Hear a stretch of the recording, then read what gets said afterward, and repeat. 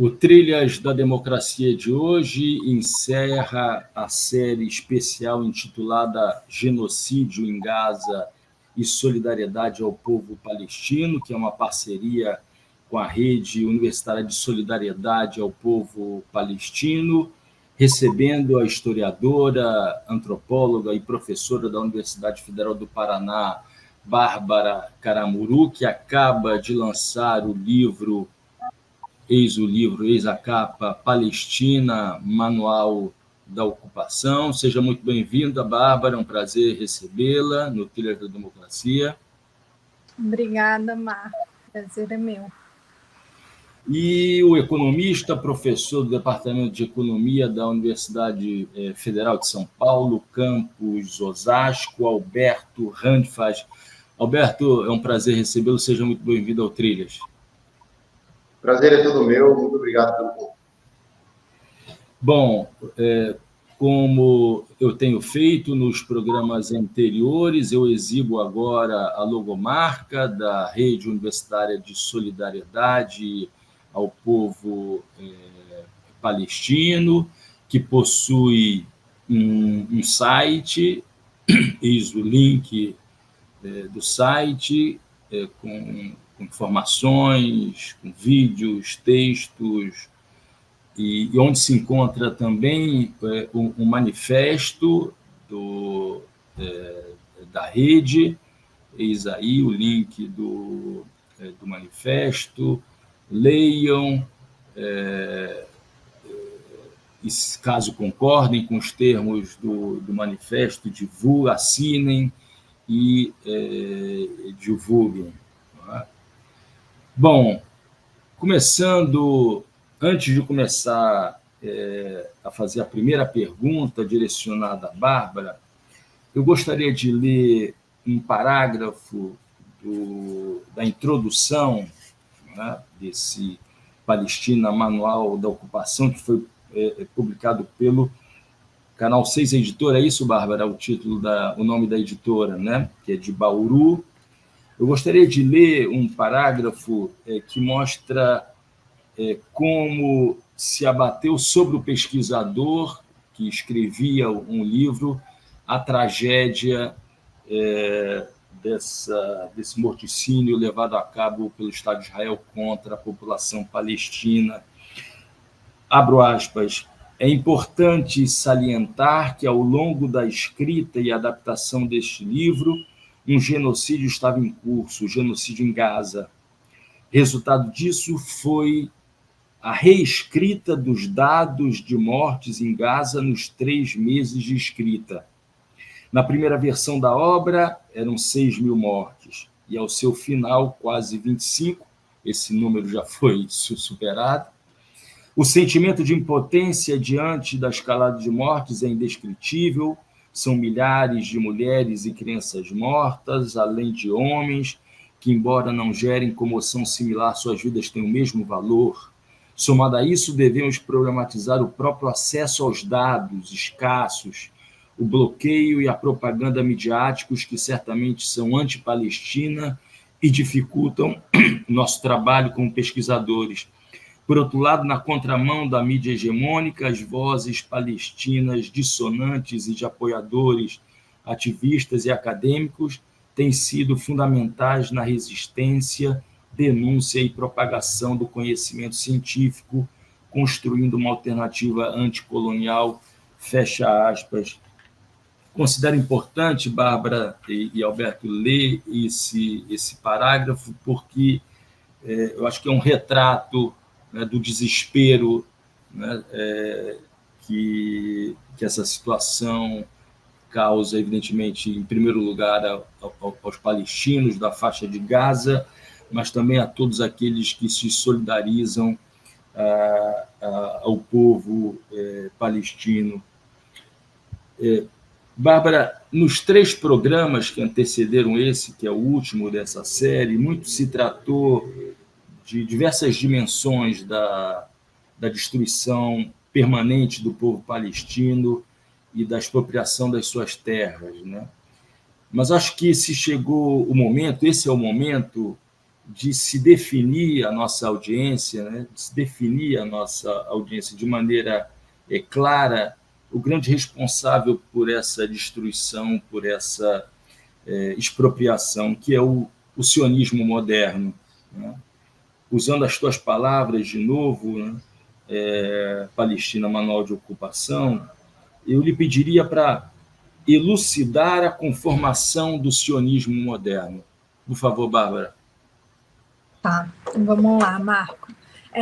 Queria pegar só o gancho da tua fala de abertura para nos atualizar dos dados, né? A última atualização, na verdade, que eu tenho é de 12 de abril, já faz 12 dias, 12 de abril de 2024, onde os dados afirmam ter 34.345 mortos, desses 33.175 palestinos, 1.170 israelenses. É importante também a gente problematizar, né, como você leu ali, a subnotificação desses dados, a falta de acesso que nós temos, a confirmação, e pensar também que as pessoas soterradas, esses são os dados que nós temos de mortos confirmados, né? Isso não considera o número de vítimas de mortos que estão soterrados e que não foram contabilizados nesse grande genocídio.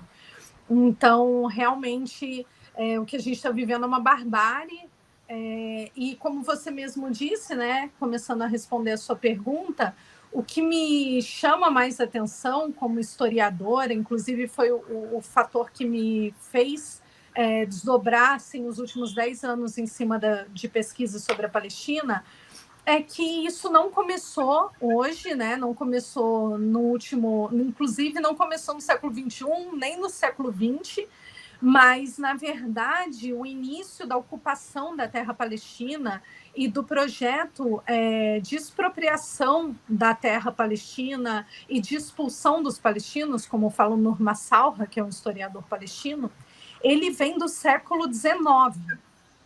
E aí, respondendo a tua pergunta, o que é esse sionismo moderno ou sionismo político que nós falamos?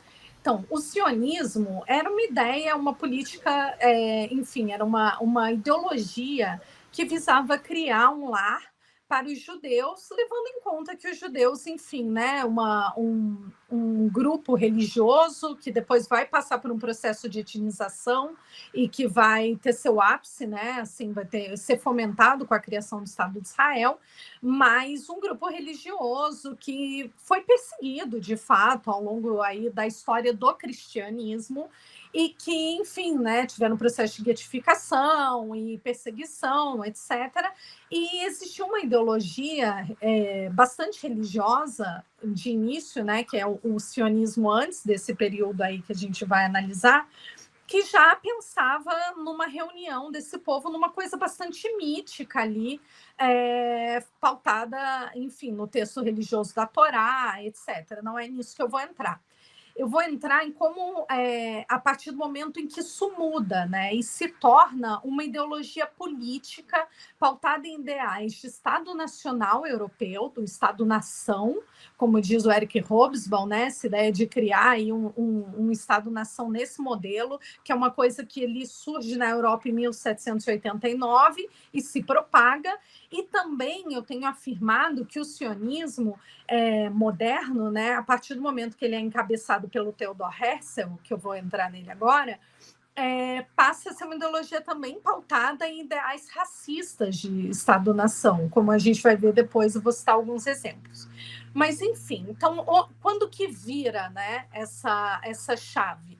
Então, no século XIX, esse senhor que eu já falei, né, que é um austríaco, um judeu austríaco, o Theodor Herzl, o jornalista, ele cunha a noção de sionismo moderno, de sionismo político, que vai estar embasada e explícita no livro dele, O Estado Judeu. E a partir desse livro e dessa formulação, que o Herzl vai no Congresso da Basileia, isso em 1897, então, no primeiro congresso sionista na Basileia, vai propor como uma proposta política a criação de um Estado judeu nos moldes deste Estado-nação. E aí, por que eu reitero tanto essa relação, né? Porque a gente tem que pensar, primeiro, o contexto onde surge esse sionismo político. Esse sionismo político ele surge na Europa, então o Herzl é um europeu, e ele é pautado em várias noções, inclusive de secularização do judaísmo para a criação de um Estado nacional. E aí, como que se dá como que seria essa proposta, né?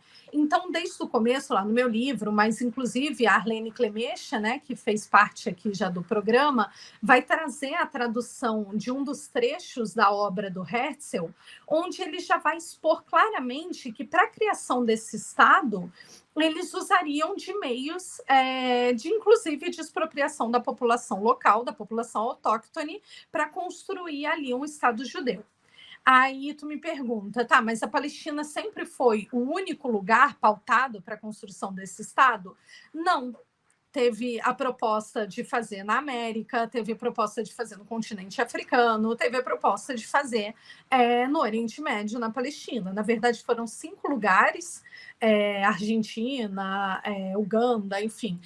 Foram 5 lugares que foram propostos para ser sede desse Estado-nação, e a Palestina ganha no Congresso da Basileia, que eu sei para vocês, numa votação extremamente acirrada, um percentual assim, de 1% de diferença, ganha que o Estado seja sediado na terra palestina. E aí, obviamente, instrumentalizando do argumento religioso, aproveita-se do argumento religioso de alguns grupos dentro do judaísmo. A gente tem que pensar que o judaísmo é uma religião, então ela é bastante ampla, né, em suas ramificações, mas esses grupos, o discurso se aproveita também da narrativa religiosa para conseguir ganhar, enfim, a votação, e aí elege a Palestina como lugar sede, pensando também nessa mitologia, enfim, né, nas tradições que estavam ligadas ali a Jerusalém, a terra palestina, ao judaísmo. E aí, então, acho que isso é importante a gente falar, porque muitas vezes as pessoas nos perguntam, poxa, mas é um conflito religioso? E eu acho que quando nós pensamos que poderia ter sido na Argentina, ou sei lá, talvez até no Brasil, a sede desse Estado-nação, isso quebra completamente essa ideia de que se trata de uma disputa religiosa pela terra da Palestina. E deixa muito claro que, desde o início, o projeto era um projeto político de criação de um Estado nacional e que, porventura, esse Estado foi criado na terra palestina. Então, acho que essa é a primeira questão que a gente tem que desconstruir e que, analisando o sionismo, nós olhamos para isso. Né? E aí, voltando, né, que eu citei ali a tradução da Arlene Clemecha, ela vai falar que no diário do Herzl, em 12 de junho de 1895, ele já diz, a partir do momento, né, em que passa-se a pensar a Palestina ou o lugar a sediar esse Estado, ele fala o seguinte, abre aspas, devemos expropriar com cuidado, tentaremos expulsar a população miserável para além da fronteira, negando-lhes qualquer emprego em nosso país. Tanto o processo de expropriação como a retirada dos pobres deve ser feita de maneira discreta e circunspecta. Ou seja, então, em 1895, o Herzl já estava falando da expropriação e da expulsão dos palestinos da sua terra, de maneira discreta, porque isso nos faz também entender mais uma coisa, que o Estado de Israel não é uma consequência do terrível, do Holocausto, né, uma coisa terrível, onde os judeus foram as principais vítimas, inclusive, mas entre outros, né, comunistas, população LGBTQIA+, enfim, né, várias minorias, ciganos, mas foram de fato o principal alvo dessa política de extermínio. Mas quando a gente olha para o início do projeto sionista, nós vemos que esse projeto precede, inclusive, a perseguição massiva à população judia na Europa. Então, eu acho que é importante a gente pontuar essas relações, esse contexto, porque isso nos permite entender como esse projeto iniciou no século XIX E aí, já fechando, né, para te passar, voltar para ti.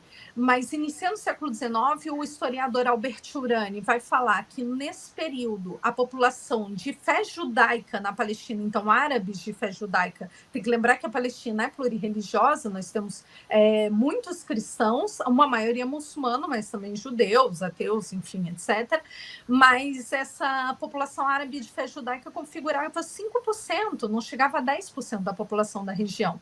E aí, a partir de fomentos é criado, então, a partir desse projeto, é criado, então, um veículo sionista para a imigração para a terra palestina para criar esse Estado.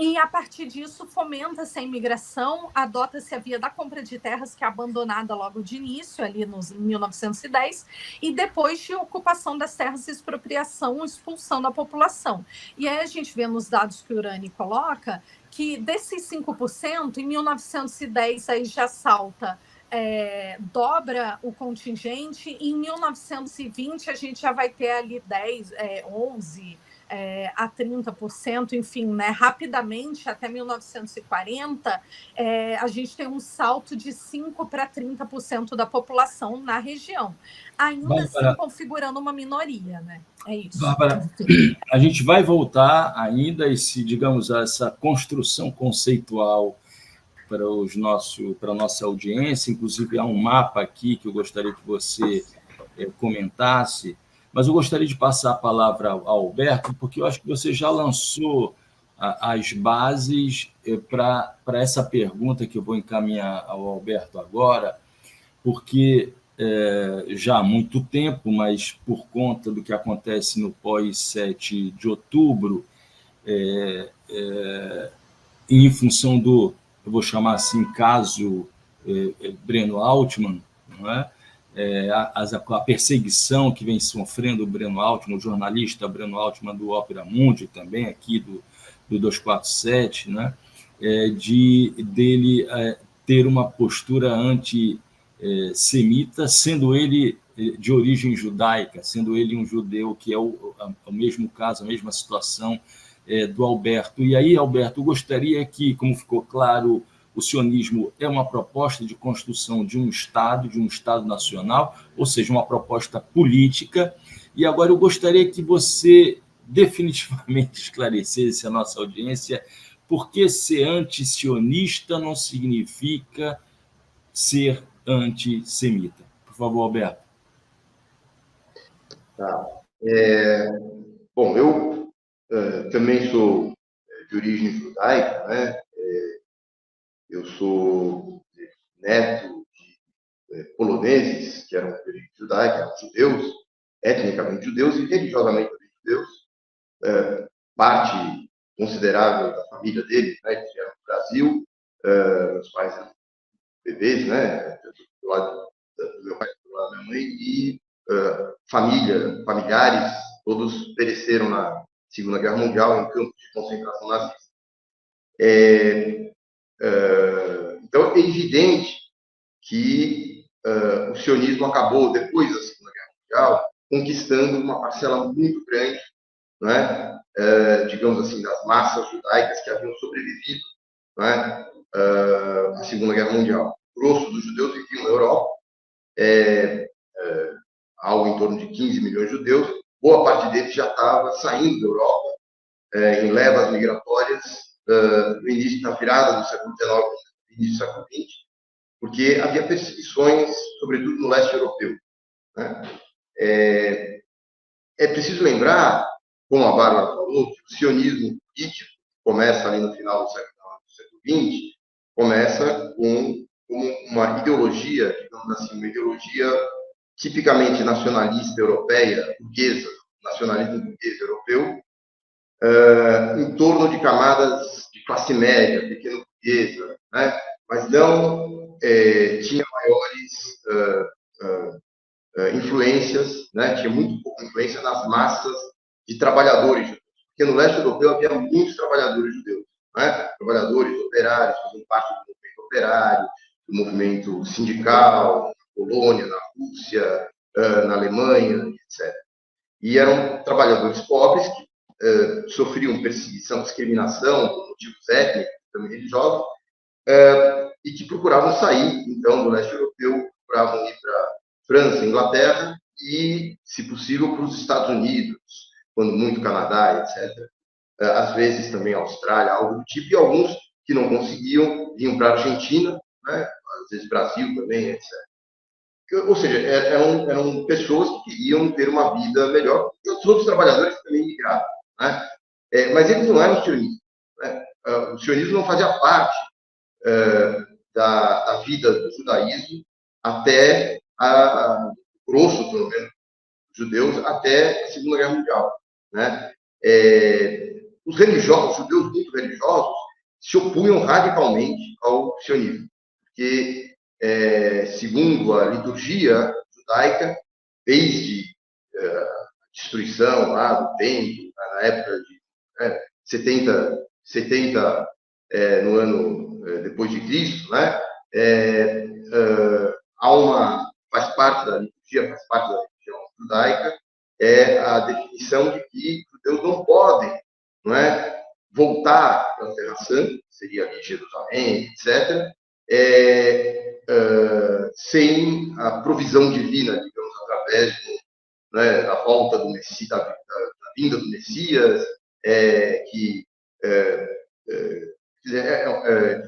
com a vinda do Messias seria uma coisa assim, eu não sou religioso, né, mas seria congraçamento universal dos povos, etc., não é? Como se fosse uma volta ao paraíso, aí sim, nesse sentido. O que a religião fala é a volta nesse sentido, mas não a volta no sentido de se constituir um Estado soberano. Isso é radicalmente proibido pela religião, sempre foi.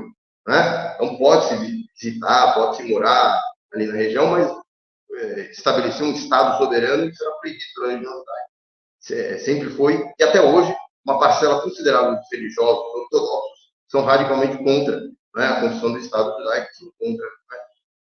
O resto dos trabalhadores que não eram religiosos, eram seculares, acabavam deixando, né, de ser religiosos, etc., no final do século XIX e século XX, tampouco estavam preocupados com ir para a Palestina, eles queriam ter uma vida, poder viver nos seus países, não é? Normalmente ter uma vida normal, sem ser discriminado, sem ter cotas contra a entrada tinha cotas para profissão, por exemplo, podia ter, né? Tinha um número máximo, isso, né? Então, era essa a preocupação deles. Tanto é que o maior partido político que existia entre os judeus do leste europeu era um partido chamado Bund, tá? Que é a tradução, né, Yiddish, que era a língua que eles falavam, né? Que é mais ou menos parecido com o alemão, misturado com o hebraico, etc. Esse partido era um partido ligado à Segunda Internacional, a Internacional Socialista. Né? E o objetivo do partido era lutar pelo socialismo, mas ao mesmo tempo lutar, não é, para que os judeus pudessem ter os mesmos direitos que qualquer outro cidadão na Polônia, na Rússia, na Lituânia, etc. Esse era o objetivo de qualquer grupo. Muitos deles viam que não era mais possível, então eles queriam ir para os Estados Unidos. Nos Estados Unidos parece que tinha, não é, mais democracia, não tinha discriminação. Claro que tinha contra negros, mas pelo menos, né, eles achavam que... então era esse o objetivo. Né? O sionismo, na realidade, então, ele tem muito mais a ver com as religiões evangélicas. Né? No início do século XIX, lá na Inglaterra, ou em outros lugares, nos Estados Unidos também, já existia o cristianismo, o sionismo cristão, né? E que influenciava muito as elites britânicas, por exemplo. Né? E isso tem a ver com interesse, óbvio, uma ideologia, faz parte da religião, mas tem a ver com interesses materiais, porque o sionismo significava o seguinte: vamos nos livrar dos judeus da Europa, que estão, né, nos atrapalhando aqui, são um bando de pobretão que se vestem deles, vamos nos livrar deles, mandar eles embora, né, e mandar eles lá para a Palestina, para colonizar a Palestina para nós. Né? E aí eles têm toda uma teologia que diz que quando os judeus voltarem, aí o Messias, Jesus voltaria, e aí todos os judeus teriam que se converter ao cristianismo, coisa desse tipo. Quer dizer, quando o Herzl, né, e o sionismo político começa a existir, ele foi precedido em no mínimo uns 50 anos por esse tipo de sionismo cristão. Olha, o sionismo cristão, por outro lado, teve uma influência muito grande no governo britânico, não é? Na época da Declaração Balfour. Não é? O Balfour, que foi o sujeito, o ministro, ele tinha sido primeiro-ministro, não é? Antes da Primeira Guerra Mundial, mas durante a Primeira Guerra Mundial ele era o ministro das Relações Exteriores da Inglaterra. E foi ele que assinou a declaração enviada para os líderes da burguesia judaica na Inglaterra, prometendo que o mandato britânico, não é, na Palestina seria destinado à criação de um lar nacional judaico subordinado à Inglaterra. Veja, não tinha acabado ainda a Primeira Guerra Mundial, mas a Inglaterra já estava planejando, né, já sabia que estava ganhando a guerra, já sabia que estava conquistando as terras do antigo Império Otomano e que a Palestina seria parte daquelas terras, então ele já prometeu, né, para os judeus do lar nacional judaico, sem consultar, obviamente, os árabes palestinos que ali viviam e que eram majoritários. Né? E ele fez isso com duas intenções. Uma, de dividir, aquela política de dividir para governar. Então, obviamente, mandando uma população estranha, não é? Essencialmente nascida na Europa, né? Os judeus eram discriminados na Europa, mas eles eram parte da população europeia, que falavam línguas europeias, mandar essa população, não é? Para viver no meio dos árabes palestinos, viver de uma forma separada, não é? Segregada, com o objetivo de constituir um lar nacional que estaria subordinado ao Império Britânico. Esse era o objetivo. O Balfour, ele mesmo era um sionista cristão. Ele era um cristão e ele era a ala evangélica lá do sionismo cristão na Inglaterra, e havia uma parcela considerável das elites britânicas que estavam conquistadas por ele. Veja, é interessante notar que o único ministro judeu do gabinete do primeiro-ministro, Lloyd George, né, na época da Primeira Guerra Mundial, foi contra a declaração Balfour, votou contra, porque ele dizia, essa declaração vai servir, não é, para botar para fora os judeus que estão vindo do leste europeu, desesperados, porque estão tendo perseguição no leste europeu, e migravam para Inglaterra. O Balfour, quando tinha sido primeiro-ministro, 10 anos antes, ele era um antissemita, né? Um antissemita declarado. Ele foi o cara que fez votar, né? Que aprovou um conjunto de leis para impedir a imigração de judeus do leste europeu para a Inglaterra, no começo do século. Eram judeus que estavam desesperados para poder imigrar, sair da Rússia, né, do Império Czarista, que estava perseguindo eles, e não podiam entrar na Inglaterra por causa do Balfour. Então, tem a ver uma coisa com a outra. Balfour apresenta a declaração para poder se livrar da população judaica da Inglaterra, não é? Obviamente, uma boa parcela da comunidade judaica era contra, porque queria poder continuar vivendo como judeus, não é? Na Inglaterra, ou nos Estados Unidos, ou na França, ou em qualquer outro país. Como nós temos aqui no Brasil, não é? Dezenas, centenas de comunidades de imigrantes de todos os lugares do mundo. Temos sírios, libaneses, temos italianos, e assim nos Estados Unidos também, na Inglaterra também.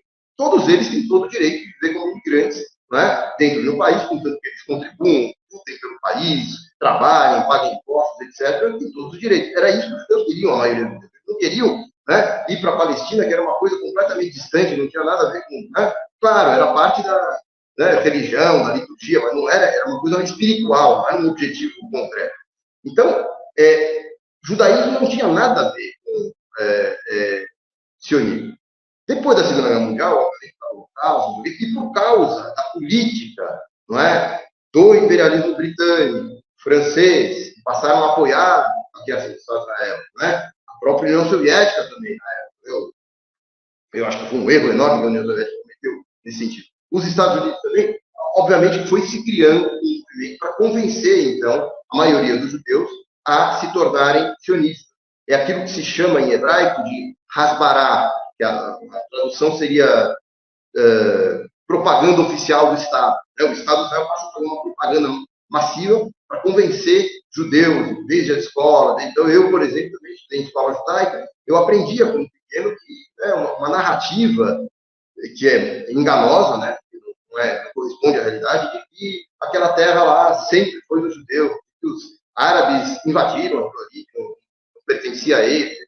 Na realidade, dizer, claro, havia uma população, havia um reino das ideias, 2.000 anos atrás, mas a população não dá para a gente fazer uma relação entre quem vivia 2.000 anos atrás com pessoas que vivem hoje.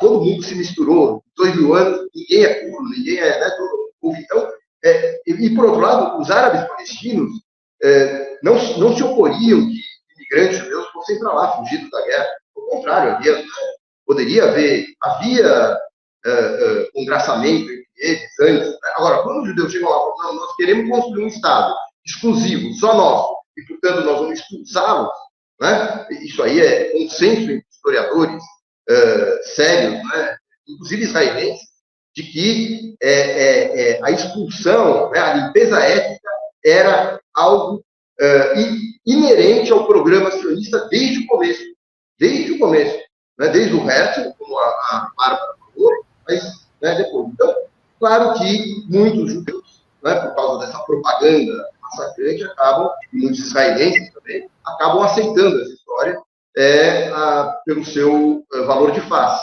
Mas a gente vai participando da luta, da mobilização, e a gente vai tomando consciência, vai tendo curiosidade, vai lendo, e aí a gente vai se libertando desse tipo de informação enganosa, não é? E a gente vai percebendo que você pode ser contra o sionismo, muitos judeus sempre foram, não é? E não ser antissemita, muito pelo contrário, defender os direitos dos judeus, assim como se defende os direitos de qualquer outro povo, inclusive defender os judeus têm direito de ficar morando na Palestina, naquela região entre o rio e o mar, o Rio Jordão e o mar Mediterrâneo, tem direito, contanto que eles permitam também que a população que já vivia ali, que são os palestinos nativos, né, palestinos, também tem o direito de viver em comum acordo, assim como os italianos que deram para têm todo o direito de viver, os descendentes também, contanto que eles não queiram expulsar os brasileiros que já viviam aqui antes, criar um Estado só deles. Esse é o ponto. Né? Então, lutar contra o sionismo é lutar contra o tipo de colonização que leva a um Estado apartheid. É isso. Tá? Não tem nada a ver com ser anti-judeu. Acho que o Alberto tocou no ponto central, que é esse, né? A discussão em torno do sionismo e do antisionismo é uma questão política de ser favorável ou não, crítico ou não, de uma política de colonização, de ocupação territorial, de submissão de um outro povo, ou seja, não se relaciona com uma questão do âmbito religioso.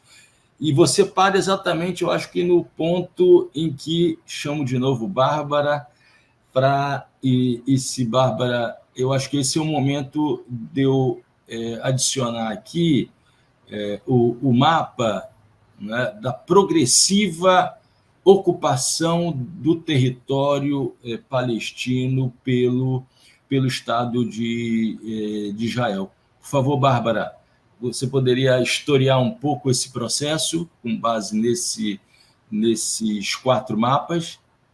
Vamos lá, então, Marco. Eu acho que esse mapa é bem útil. Ali a gente tem um plano do Trump, né, que não foi consolidado, mas eu até comento ali no final de 2020 que, na verdade, menos do que criar o que existia ali, o plano do Trump, que era o acordo Paz e Prosperidade para a Palestina, de 2020, foi, na verdade, era mais para oficializar uma realidade que já existe. Então, esse mapa segue atualíssimo, infelizmente. Mas, enfim, pegando o gancho, algumas coisas também, obrigada, Alberto, pela sua fala, foi bastante elucidativa, e eu acho que é importante, né, lembrar isso, né? Os povos semitas são povos da região ali do Oriente Médio, do Mar Vermelho, ali a planície do Irã, do que é o Irã. Então, inclusive, aí seriam caldeus, hebreus, fenícios, assírios, e inclusive os palestinos são considerados povos semitas. Mais uma contradição nesse termo, né? Mas é importante salientar, né, que ser contra a política do sionismo, que foi isso que eu falei, que é uma ideologia política que surgiu no século XIX, e que se propagou através da colonização na Palestina, não quer dizer, de forma alguma, invisibilizar enfim, o holocausto do povo que sofreu o povo judeu, ou ser contra o judaísmo, ou inclusive, né, considerando que os palestinos também seriam semitas, né? Então, essa associação é feita de uma forma bem erroneamente, né? É bom a gente reiterar sempre isso, né? E aí, comentando esse mapa, a gente tem ali, então, a Palestina histórica, que a gente chama, né, como o próprio Alberto falou, né, a gente fala do Rio ao Mar, né, do Rio Jordão ao mar. E aí, isso, então, essa região ali no primeiro mapinha, toda verde, seria o território da Palestina pré-colonização. E o que isso quer dizer? Né? Que nós tínhamos ali uma população autóctone que estava de religiões variadas, né? Fés variadas, enfim, mas que estava dispersa em todo esse território. E, inclusive, nós temos dados já que mostram que no início do século XX já existia um processo de autorreconhecimento identitário do povo palestino enquanto um povo que destrói outra questão que o Alberto até já falou, que era uma noção do sionismo, uma noção não, né? A propaganda política do sionismo é de que ali era uma terra sem povo para um povo sem terra, né? Então, dizer que essa terra estava desocupada. O que para nós brasileiros é muito próximo ao que das narrativas que foram construídas em América, né? Ou em África, né? Mas em América, essa narrativa da colonização de que aqui era tudo despovoado e aí mandaram um monte de casais europeus, ou enfim, né? Teve várias formas de colonização, mas eu moro no sul, teve ali a típica colonização de casais, né? Que eram colonizadores europeus que vinham para cá para ver nessa terra e ocupavam território, enfim, com essa justificativa que não existiam aqui milhares, né, nesse período de indígenas, né, milhões de indígenas, provavelmente, como fala o Krenak. Mas, enfim, gosto de fazer essa analogia para situar bem para as pessoas que já tinham, então, esse processo de autorreconhecimento ali no início do século XX e que ocupavam todo esse território que a gente vê em verde. E aí, como eu disse anteriormente na minha fala, em 1910, então, a imigração ela se intensifica após essa eleição da Palestina como lugar sede desse Estado-nação, ali no Congresso da Basileia, no final do século XIX.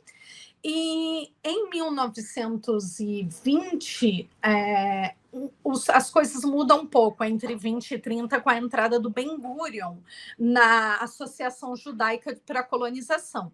Então, primeiro, essas pessoas começam fazendo a Associação Judaica, ela promove fundo monetário, assim, dinheiro internacional para a compra de terras na região, o que em si já é uma barbárie, como se a gente fosse pensar, sei lá, o Brasil tem fronteira seca com vários outros países, né? Como se nós brasileiros comprássemos terra na fronteira com o Paraguai e com isso a gente pudesse expandir a fronteira do território brasileiro, né? Não faz nenhum sentido, inclusive isso é abandonado pela agência judaica logo de início, e ali entre 20 e 30, com a ascensão do Ben-Gurion na agência, e também a fundação das proto-milícias, do Haganá, do Irgun, Lehi, a política muda e vira uma política já bastante violenta de expulsão da terra, de genocídios.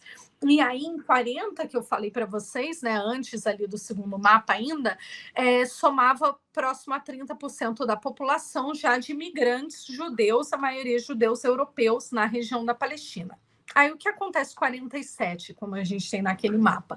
Então, eu acho que é muito importante situar que entre o final ali da década de 30 até 1947, ocorreram inúmeras etapas do projeto de o que o Ilan Pappé, né, como o Alberto falou, tem muitos historiadores, inclusive israelenses, né? Ilan Pappé é um historiador israelense que vai falar que o que acontece na Palestina é um projeto de limpeza étnica. E o Ilan Pappé, no seu livro A Limpeza Étnica da Palestina, demonstra para a gente como houve o plano A, B, C e D, que eram planos de expulsão do povo e de tomada das terras. E aí, em 1940, a gente tem o plano C, e em 1947, já diante essa expansão da ocupação, os britânicos que estavam ali sob a Palestina no final da Primeira Guerra Mundial, o Império Otomano ele cai, então a Palestina estava sob protetorado otomano e ela passa por um período de dominação britânica. com o final ali da Primeira Guerra Mundial. Essa dominação britânica ela vai até 47. Nesse período acontecem inúmeras tentativas de partilha da Palestina, a Comissão Rio-Peel, Real-Peel, o Acordo de Sykes-Picot precede, na verdade, 1916, e a gente tem a Declaração do Lord Balfour, que o Alberto falou aqui também. Então, tem uma sucessão de eventos que tentam já destinar uma parcela dessas terras para a criação de um Estado Nacional Judeu na região da Palestina. E aí, com o agravamento da situação local, tem uma revolta palestina em 1936, conhecida como a Grande Revolta Árabe, onde os palestinos fazem uma greve geral, porque a maioria deles eram trabalhadores, e não eram, então, pessoas de grandes posses. Muitos trabalhavam, inclusive, já para esses novos colonos judeus, e essas pessoas param a Palestina fazendo uma greve geral, e depois tem uma revolução em 36, onde os palestinos se organizam para expulsar as forças coloniais, tanto britânicas quanto esses colonizadores sionistas. O que acontece é que essa revolução ela é massacrada, a resistência palestina foi dizimada, principalmente homens e os jovens meninos, e isso enfraquece muito a posição da Palestina e permite o avanço do sionismo.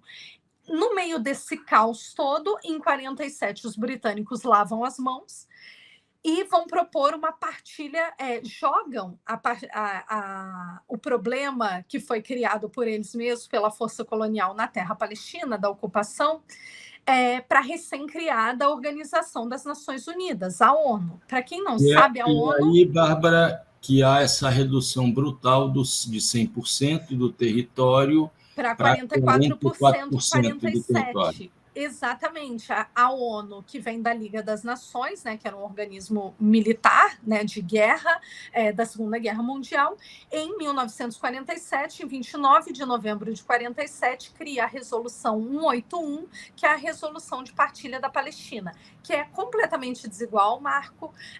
A gente pode ver ali que a proporção de terra já é desigual, mas também a área que dá para o mar e as melhores áreas de plantio, de cultivo, de acesso ao Mediterrâneo, já são priorizadas como área para o território, ali em branco seria então esse território israelense, em verde o palestino.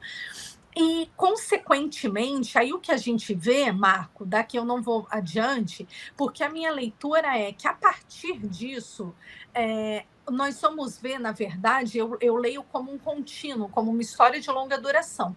Desde o início do sionismo, o que nós temos é só cada vez mais a expansão dessa ocupação territorial, da expropriação das terras, da expulsão do povo palestino, dos genocídios. Em 1967, que é o próximo mapa, teve ali a Guerra de 67, onde houve mais uma tomada gigantesca do território, e tanto Gaza quanto a Cisjordânia ficam sob ocupação israelense. E aí, Gaza vai ser desocupada, por exemplo, só lá em 2005, quando faz-se o cerco a Gaza, logo depois. E aí começa essa brutalidade que a gente tem visto até hoje. E aí, para fechar minha fala, ali em 2020, no último mapa, a gente pode ver que já tem um descontínuo. Hoje os palestinos falam que é um arquipélago, porque não existe mais... Uma espécie de queijo suíço que se transformou... Um queijo suíço, um território palestino, a própria Cisjordânia, E Gaza enfim, uma prisão, a céu aberto. E aí todos aqueles que nos acompanharam nos últimos 3 programas, eu acho que têm uma noção exata do quão minúsculo é o território de Gaza, que se encontra comprimido, milhares de pessoas hoje sob bombas. Bárbara, eu vou retirar o mapa nesse momento. A gente está entrando no último quarto desse último trecho da democracia sobre o genocídio de Gaza e solidariedade ao povo palestino, e gostaria de passar a pergunta agora, fazer uma pergunta ao economista da nossa mesa, Alberto. E, Alberto, te fazer uma pergunta que mescla economia e resistência. Não é? É famoso o boicote que foi feito, o boicote internacional que foi feito contra o regime do apartheid sul-africano, né, que acabou exercendo um papel fundamental no isolamento do regime do apartheid, que acabou gerando a sua desarticulação e a transição até a eleição de Nelson Mandela. E eu gostaria de te perguntar qual é a capacidade, né, de que um boicote internacional que pressione o Estado de Israel a recuar das suas posições genocidas, né? Qual é a possibilidade desse boicote realmente se tornar eficaz? Né? E levando-se em consideração também o forte apoio econômico, né, dos Estados Unidos em relação a Israel. Por favor, Alberto.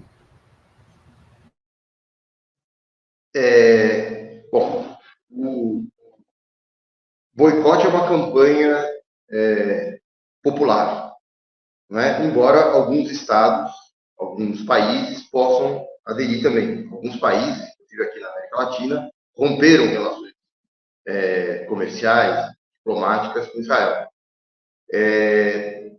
Israel, é preciso entender, a Bárbara contou muito bem essa história, né?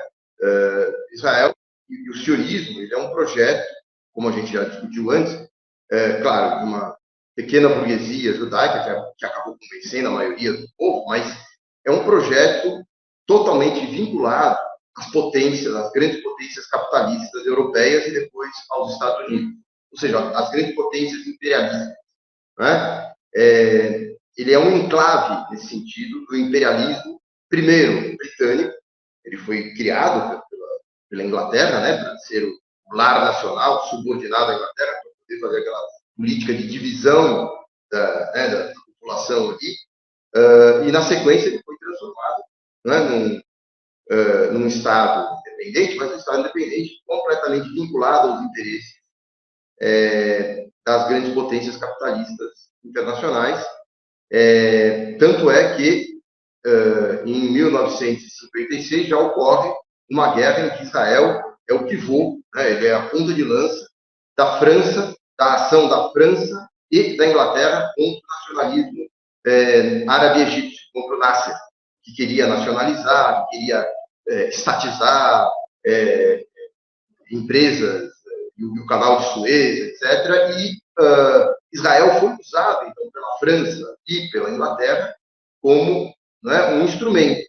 E, obviamente, o sionismo adorou isso, porque recebeu da França armas nucleares, enfim, produção, né, de armas nucleares, recebeu apoio, etc. A partir daí, em 67, Israel se torna um ativo, não é, político e econômico dos Estados Unidos. Não é? Quando Israel faz a Guerra dos 6 Dias, ocupa a Cisjordânia e Gaza, e as colinas do Golã também, né, norte da Síria, ele se torna um instrumento direto, né, da política do imperialismo norte-americano. Aliás, vocês já devem ter visto vídeos do Biden, o atual presidente dos Estados Unidos, na época que ele ainda era senador, dizendo Israel é um ativo, um ótimo ativo econômico e político dos Estados Unidos. Se não existisse Israel, nós teríamos que criar Israel. Porque é um instrumento, é uma espécie de gendarme, uma espécie de guarda, né, um posto avançado, um posto... É como se fosse isso, vários políticos norte-americanos de direita falam isso. Israel é como se fosse o nosso, eles dizem, né, o nosso porta-aviões, só que na terra, né? É um grande porta-aviões com armamento nuclear que faz a política de fica atacando, fica, né, espantando país árabe aqui, país árabe para, né, discipliná-los. E boa parte dos países árabes, que também são aliados dos Estados Unidos, têm boas relações com Israel, né, e usam, inclusive, Israel como um instrumento para manter as suas populações dominadas. Né? Então, esses ultra-bilionários, né, senhores do petróleo, né, príncipe da Arábia Saudita, príncipe, sei lá, do Catar, príncipe dali, daqui, eles oprimem a população. Eles usam Israel, né? Israel é um aliado deles, os príncipes, para oprimir os seus povos. Então, esse é o papel que Israel cumpre. Claro que às vezes Israel cria uma saia justa ali para os Estados Unidos, mas, enfim, ele cumpre esse papel. E Israel passou a desenvolver, então, o Estado israelense é um Estado extremamente militarizado, sempre foi, né? Inclusive é uma das formas de fazer uma espécie de lavagem cerebral na população, conseguir a coesão da população. Os jovens, desde muito cedo, já começam a fazer treinamento, desde a idade, sei lá, 14, 15, 16 anos, começam a fazer treinamento. O treinamento não é só militar, é também ideológico, né? E garotos servem 3 anos e garotas servem 2 anos, né? Para ir ganhando a população, mas o Estado é muito militarizado, né? As verbas do Estado são todas carreadas para desenvolvimento militar, e desde muito cedo, pelo menos desde a fundação do Israel, sempre houve uma indústria bélica. Essa indústria bélica é a principal indústria do país, ela emprega mais ou menos 20% da mão de obra industrial do país. Acho que inigual, nenhum outro país do mundo existe uma importância tão grande de uma indústria bélica. E a indústria bélica não é só bélica, sobretudo agora, com o desenvolvimento das tecnologias de informática, etc. A indústria bélica ela é também uma indústria de softwares, aplicativos, de espionagem, de segurança, né? Então, eles testam, né, esse tipo de produto, né, tanto armamentos como, sei lá, câmeras de espionagem, via satélite, via não sei o que e tal. Eles testam com a população palestina, tanto em Gaza como na Cisjordânia ocupada, como explicou a Bárbara, aquele queijo suíço ali, né? É tudo ali monitorado via satélite, via não sei o que e tal, né? E eles exportam isso, né? Sobretudo para ditaduras, países que têm ditadura, por exemplo. O governo israelense, isso de longa data, né? O governo israelense era um aliado da África do Sul. Não é por acaso agora, foi a África do Sul, não é? Que não é mais o apartheid, que entrou na justiça, né? Na Corte Internacional de Justiça contra Israel, porque tem uma história, né, envolvida. Israel ajudou Pinochet, Israel ajudou vários ditadores nesse sentido, né, no Estado de Israel, e a indústria bélica é muito rica. Não por acaso, a indústria bélica israelense tem uma relação muito forte com as polícias militares aqui no Brasil, polícias em modo geral e as polícias militares, e tem uma relação com as milícias do Bolsonaro. Não é por acaso que Bolsonaro apoia tão ardorosamente Israel. Claro que tem o sionismo cristão aqui no Brasil também, os evangélicos, etc., mas tem por trás essa relação, né? Isso é o grosso. Veja, essa indústria bélica e de segurança, como eu expliquei, não é só bélica, não é só armas hardware, né? Não é só armas físicas, são instrumentos de segurança, de fazer patrulhamento, segurança, câmera, não sei o que e tal, espionagem. Instrumentos de... Alberto, desculpa te interromper. Então, é possível afirmar com toda certeza que o Estado de Israel faz parte da internacional fascista. É isso?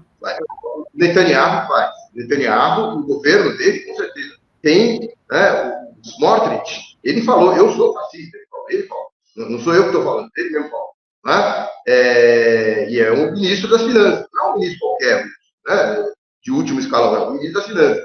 E tem os outros, né? Que boa parte do governo dele é ligado àqueles assentados, né? Que são fascistas. Né? Tem quase 1 milhão de pessoas morando naquele queijo suíço que é a Cisjordânia. Agora, eles estão diretamente ligados ao Bolsonaro, eles estão diretamente ligados aos apoiadores, né? De ideologias muito próximas ao nazismo na Europa. Veja que contradição. Para provar para vocês que sionismo não tem nada a ver com o judaísmo. Né? Eles têm alianças com, não é, os governos da Hungria, que é um governo proto-fascista, com o governo da Polônia, que também é proto-fascista, e assim por diante. Né? Agora, veja, a economia deles é profundamente ligada à economia norte-americana, porque a indústria bélica, e essa indústria toda, ela é muito ligada à indústria bélica norte-americana, ao complexo militar industrial norte-americano. Aliás, é uma indústria que é estatal privatizada, né? Porque todos os oficiais, altos oficiais das Forças Armadas israelenses, quando eles se aposentam, eles viram CEO, viram executivos dessas empresas, né? Dessas grandes empresas. Tem alguns autores que lidam com isso, por exemplo, um deles é o Shir Heber, né? Que é um autor, enfim, ele era israelense, mas mora na Alemanha, o nome do livro dele é A Privatização da Segurança Israelense. Tem um outro autor também importante, que é o Anthony Lowenstein, que é o Laboratório Palestino. Tá? Como Israel exporta a tecnologia que foi testada na ocupação palestina. Né? Aliás, para quem tiver interesse, tem um documentário que eu está no YouTube, eu não sei se ainda está, mas deve estar no YouTube, é um documentário de 2013, mas vale a pena dar uma olhada. O nome do documentário, coincidentemente, também chama-se The Laboratory, ou O Laboratório. E tem a versão que eu vi, que estava no YouTube, tinha legendas em português. Tá? É um documentarista israelense que mostra justamente essa relação que envolve todo o Estado israelense. Envolve as universidades israelenses que ajudam a produzir esses armamentos, essas tecnologias, etc. Não só tecnologias, mas a filosofia que é aplicada pelas forças de ocupação israelenses nos territórios ocupados, né? De brutalidade, violência, etc. As forças armadas, as instituições de Estado, a instituição da justiça, as cortes de justiça, obviamente o parlamento, o governo, as escolas, etc. Então, está tudo envolvido com o projeto colonial de ocupação, né, e de limpeza étnica, etc. E a produção de armamentos que são vendidas com carimbo testado em Gaza, carimbo testado, né, e eles vendem para as polícias. E é engraçado que nesse documentário, tem uns 10, 20 minutos desse documentário, que mostra um dos ex-oficiais que viraram agora donos de empresa, uma empresa que vende produtos de segurança, né? Ele é muito amigo dele do Brasil já várias vezes, e um dos fregueses dele é a Polícia Militar do Rio de Janeiro, Polícia Civil e Militar, e mostra ele, né, no Complexo do Alemão. Isso é em 2013, hein? No Complexo do Alemão, né? E aí mostra uma hora ele dando risada, junto com o major lá, não sei, da polícia, dizendo, olha, isso aqui é muito parecido com gás. Ele mostra o complexo, é muito parecido com gás. E ele exporta e ensina, dá treinamento, né? Então, isso mostra, e daí vem boa parte das receitas, né, de exportação israelense, exportação, né? Então, ou seja, Alberto, se eu estou bem entendendo, a indústria bélica de Israel garante um superávit econômico, ou seja, uma blindagem a possíveis boicotes, é isso? Claro, claro. E também, obviamente, a ajuda que recebe. Israel é o único Estado no mundo que recebe uma mesada, né, uma bolada gigantesca, são 4 bilhões por ano, desde 67 desde os anos 70 até agora, 4 bilhões por ano.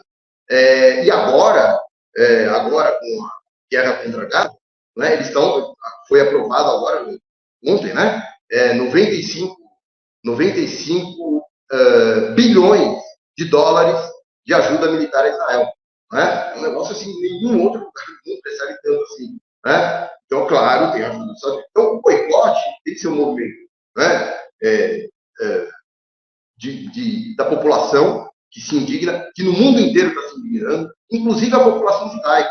Veja, ontem mesmo teve uma manifestação em Nova York de judeus que estão comemorando, entre aspas, a Páscoa judaica, não é? Fazendo um protesto contra o massacre de Israel em Gaza. São judeus anti-sionistas contra o sionismo, em solidariedade aos palestinos, protestando justamente contra o senador de Nova York lá, que foi o proponente desse envio, não é, do projeto de lei ali, que envia 95 bilhões de dólares para Israel. Então, até boa parte da população judaica, que antes era ou simpática ou indiferente em relação a Israel, passou a ser muito crítica. Uma parcela ainda, claro, não é a maioria, mas é uma parcela. Agora, veja, tem manifestações no mundo inteiro, todo fim de semana, na Inglaterra, na França, nos Estados Unidos. Quer dizer, isso aqui está começando a ficar que nem a guerra do Vietnã.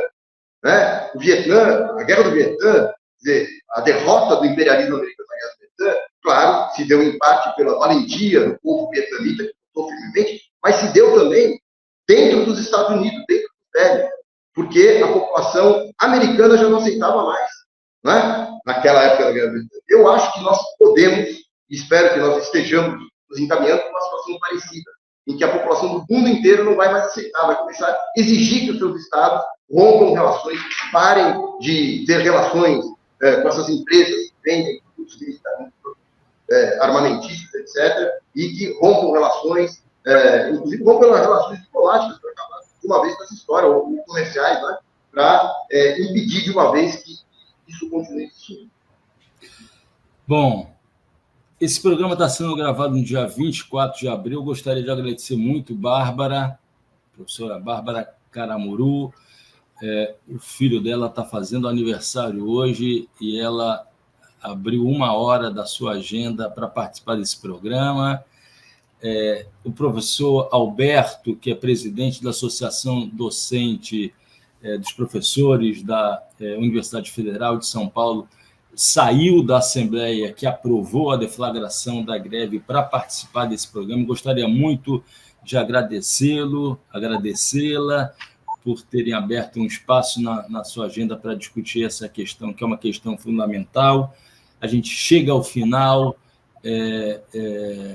dessa série de 4 programas, que foi uma parceria, é uma parceria com a Rede Universitária. Mais uma vez eu mostro aqui a logomarca da Rede Universitária de Solidariedade ao Povo Palestino, mostro o link do site e o manifesto, né, de apoio, e gostaria de dizer que essa série fica por aqui, mas a qualquer momento o Trilhas da Democracia se encontra a postos para voltar a discutir, voltar a debater a causa palestina, a defesa intransigente do povo palestino, da necessidade de uma Palestina livre. Então, nós ficamos por aqui e até uma próxima oportunidade. Muito obrigado, Bárbara, muito obrigado, Alberto, e vamos adiante. Obrigado. Obrigado.